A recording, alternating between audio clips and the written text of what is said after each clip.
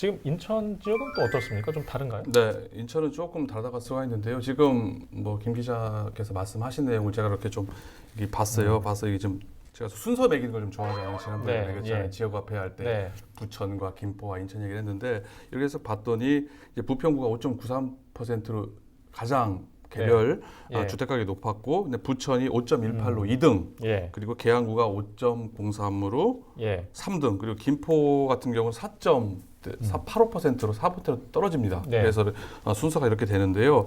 지금 중요한 거는 이렇게 올라가는 거는 이제 공시가격하고 실거래 가격의 이제 괴리율, 현실화율을 높이기 위한 정부 네. 방침에 따라서 75%에서 80%까지 높여주려 하는 것 때문에 올라가는 거는 이해가 되는데, 우리가 좀 더 얘기해야 될 거는 이게 개별 주택 공시가격보다는 공동주택 아파트죠. 공시가격이 더 중요하다. 지금 대한민국의 55%, 65%가 다 네. 아파트 아니겠습니까? 제가 그거를 조사를 해갖고 왔는데요. 네. 이걸 봤더니 올해 전국 평균은 5.98%의 공동주택 아파트 예. 공시가격이 높아졌습니다. 거의 6%가량 높아졌는데 이게 2007년 고 노무현 전 대통령 시절에 네. 그 오른 이후로 13년 만에 최대치로 올라갔다고 하는데요.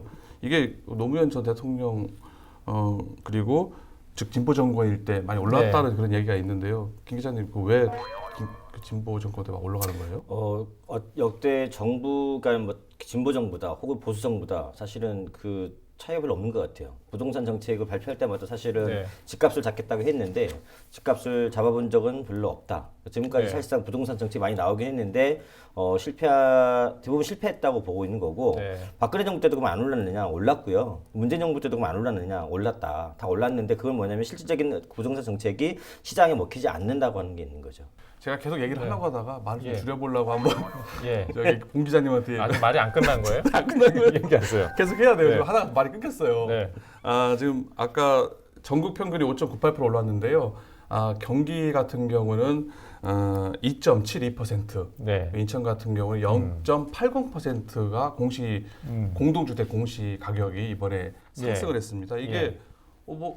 서울 같은 경우는 14% 이상 올랐거든요. 서울, 대전은. 네. 그거에 비하면은 경기도 2.2%대, 그리고 인천 0.8%대면 별로 안 오른 것 같지만 네. 이게 전국 평균이 한 6%대 좀 안 되는데 서울하고 대전이 워낙 높은 거예요. 네. 그리고 인천, 경기 같은 경우는 이 순서를 보면은 지금 지방 같은 경우는 마이너스 공시지가가 공동주택 공시지가가 떨어진 데도 상당히 많습니다. 상승률이. 예, 상승률이 떨어지기 많기 때문에 결국 순서가 보면 서울, 대전, 세종, 그 다음에 경기도예요. 네.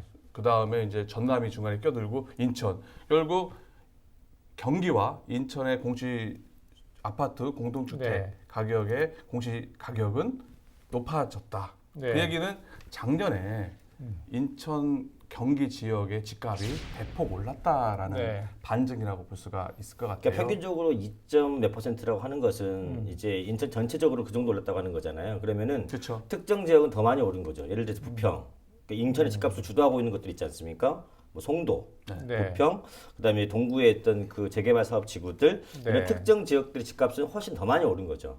그에 비해서 이제 뭐 이를테면 이제 계양구나 미추홀구에 상대적으로 이제 아파트가 적고 신축 그 물량이 적은 곳들은 정체돼 있는 반면에 부평이나 그러니까 투기 수요와 실수요가 혼재돼 있는 지역들을 중심으로는 그 이상 오른 거죠. 네. 네. 결국 올랐다. 예. 결국 뭐 서울은 대폭 올랐지만 예. 인천, 경기의 작년 집값 정도는 어느 정도 상승이 상승했다라고 얘기할 수 있다고 볼 수 있습니다.